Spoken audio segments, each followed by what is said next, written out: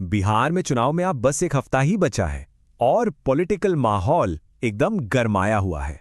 और देखिए, जो गठबंधन कल तक एकदम जिसे कहते हैं ना इनविंसिबल लग रहा था, आज वही टूटने की कगार पर है। तो सबसे बड़ा सवाल यही उठता है कि क्या चुनाव से ठीक पहले एनडीए गठबंधन में कोई बड़ी दरार पड़ गई है? क्योंकि जो कुछ हो रहा है ना, इशारे तो कुछ वैसे ही मिल रहे हैं। और इस संकट का सबसे बड़ा, सबसे साफ संकेत वो क्या था? प्रधानमंत्री मोदी की रैलियों से गठबंधन का सबसे बड़ा चेहरा मतलब नीतीश कुमार, वही गायब थे। अब देखिए, ये कोई छोटी मोटी बात तो है नहीं, ये अपने आप में एक बहुत बड़ा पॉलिटिकल मैसेज है। तो चलिए जरा इसे और डीपली समझते हैं। सबसे पहले तो ये देखते हैं कि भाई हुआ क्या था। वो कौन सी बात थी जिसने इस पूरे संकट को एकदम से हवा दे दी? देखिए, हुआ ये कि प्रधानमंत्री मोदी की दो बड़ी बड़ी रैलियां हुईं और मजे की बात ये थी कि मंच पर जो बड़े बड़े पोस्टर लगे थे उनमें एक तरफ मोदी जी थे तो दूसरी तरफ नीतीश कुमार। लेकिन नीतीश कुमार खुद वहां थे ही नहीं, दोनों रैलियों से गायब। और सोर्सेस तो यहां तक कह रहे हैं कि उन्होंने आने से साफ साफ मना कर दिया था। तो अब अगला सवाल जाहिर है यही उठता है कि नीतीश कुमार की इस नाराजगी की असल वजह क्या है। चलिए आगे बढ़ते हैं और पता लगाते हैं कि सियासी तूफान के पीछे छुपा क्या है। तो आखिर नीतीश कुमार इतने नाराज हैं क्यों?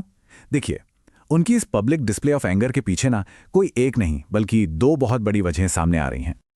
पहली वजह है गृह मंत्री अमित शाह का एक बयान। उन्होंने ये कह दिया कि रामलला को टेंट में रखने की साजिश में आरजेडी, समाजवादी पार्टी और कांग्रेस के साथ जेडीयू भी शामिल थी। अब सोचिए, अपने ही सहयोगी दल को सीधे सीधे विपक्ष के साथ एक ही तराजू में तौल देना।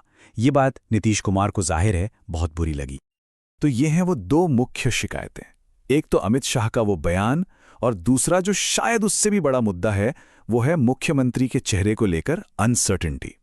मतलब इस बात की कोई साफ साफ घोषणा ही नहीं हुई कि अगर गठबंधन जीता तो मुख्यमंत्री नीतीश कुमार ही बनेंगे। और इस अनसर्टेनिटी को, इस शक को और हवा कहां से मिली? प्रधानमंत्री मोदी के भाषणों से।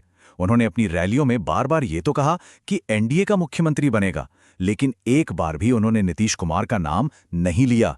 और बस इसी बात से ये स्पेकुलेशन तेज हो गया कि कहीं नीतीश कुमार को साइडलाइन तो नहीं किया जा रहा। अब एक तरफ तो एनडीए में ये सब चल रहा था और वहीं दूसरी तरफ विपक्ष को जैसे एक मौका मिल गया और वो इस मौके का पूरा फायदा उठाने में लग गए हैं। और यहां पर ना दोनों साइड्स की चुनावी स्ट्रैटेजीज में जमीन आसमान का फर्क साफ साफ दिखता है। एक तरफ एनडीए है जो छठ मैया और राम मंदिर जैसे इमोशनल मुद्दों पर फोकस कर रही है, तो दूसरी तरफ विपक्ष है जो बेरोजगारी, जातीय समीकरण और संविधान बचाने जैसे मुद्दों को जोर शोर से उठा रहा है। राहुल गांधी और तेजस्वी यादव दोनों ही बहुत अग्रेसिव रैलियां कर रहे हैं। नौकरियों और सोशल इश्यूज पर उनका जो मैसेज है वो लोगों को खींच रहा है। उनकी रैलियों में बिना बुलाए भारी भीड़ जमा हो रही है। और ये उस बात से बिल्कुल उल्टा है जहां कुछ रिपोर्ट्स बता रही हैं कि एनडीए की रैलियों में कुर्सियां तक खाली दिख रही हैं।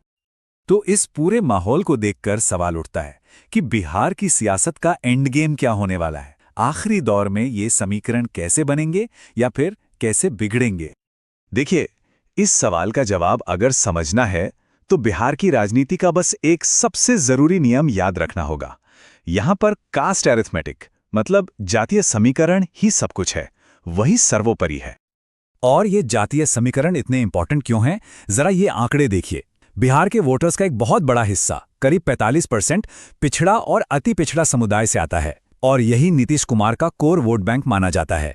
इसके अलावा यादव 15%, मुस्लिम 17% और दलित 16% हैं। अब सोचिए, ये जो 45% का इतना बड़ा ब्लॉक है, इसमें अगर हल्का सा भी शिफ्ट हुआ तो ये पूरे चुनाव का नतीजा पलट कर रख सकता है। तो एनडीए के लिए सबसे बड़ा खतरा, सबसे बड़ा रिस्क यही है। अगर नीतीश कुमार के वोट बैंक तक ये मैसेज पहुंच गया कि उनके नेता को इंपॉर्टेंस नहीं दी जा रही, उन्हें साइडलाइन किया जा रहा है, तो ये पूरा का पूरा वोट बैंक एक झटके में खिसक सकता है। अब ऐसे में नीतीश कुमार के सामने क्या ऑप्शंस बचते हैं? मोटे तौर पर देखें तो 3 रास्ते नजर आते हैं। पहला रास्ता, सब कुछ सहकर गठबंधन में बने रहें। दूसरा, गठबंधन तोड़ दें और अकेले ही चुनाव के मैदान में उतर जाएं। या फिर तीसरा और सबसे ड्रामेटिक मूव, वापस लालू प्रसाद यादव के नेतृत्व वाले विपक्ष में चले जाएं। जैसा कि एक पॉलिटिकल एनालिस्ट ने कहा भी है, अगर बीजेपी उन्हें सीएम नहीं बनाती तो उनके लिए सिर्फ एक ही रास्ता बचता है और वो है लालू का घर। ये बात अपने आप में दिखाती है कि एक बड़े राजनीतिक उलटफेर की जो पॉसिबिलिटी है वो कितनी रियल है। और यहीं पर हम आज का ये विश्लेषण एक बहुत बड़े सवाल के साथ छोड़ते हैं। क्या बिहार चुनाव का नतीजा दिल्ली की सियासत का भविष्य तय करेगा? ये एक ऐसा सवाल है जिसका जवाब तो खैर आने वाला वक्त ही बताएगा।